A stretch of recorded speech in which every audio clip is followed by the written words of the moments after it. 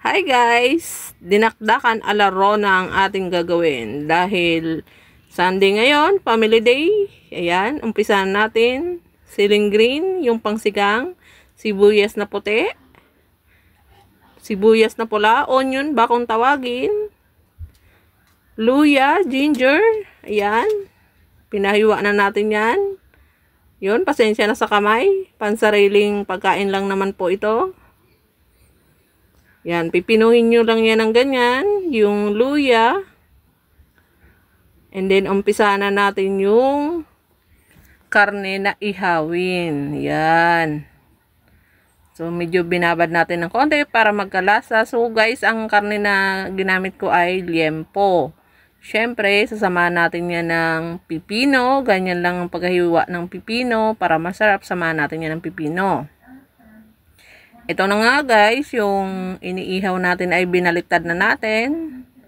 So, ayan, na-miss namin magluto dito sa kahoy. So, ihaw-ihaw lang ng ganyan hanggang maluto yung karne. Ayan guys. Siyempre, samahan natin yan ng sibuyas na dahon. Ganyan ang pagkahiwa. And then, ito na nga po, luto na yung inihaw. Hiwain nyo lang yan ng pangganyan.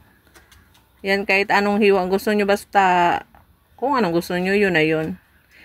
Then, ilagay na natin yung mga hinawa natin, yung siling green, yung luya, yung sibuyas na puti, sibuyas na pula. Ayan, yung dahon ng sibuyas.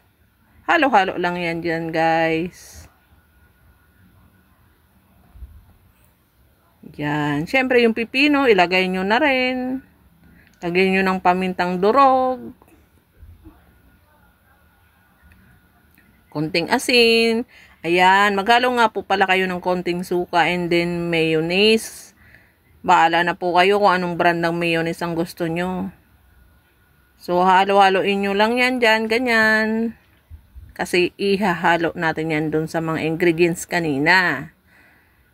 So, ayan na nga. Ihalo lang yan ng ganyan and then halo-haloin nyo na rin yan. Ganyan lang, parang naglalaro lang kayo. Halo-halo, halo-halo. Yan.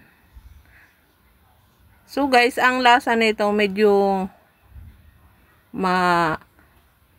anghang kasi may sili siya na green. So kung gusto nyo pang medyo anghang, samahan nyo pa po ng sili na kulay pula para medyo nangangagat ang anghang talaga. So ganyan na po ang dinakdakan alarona. Yan, yan ang tawag ko dyan. Ngayon, i-ready na ang kanin.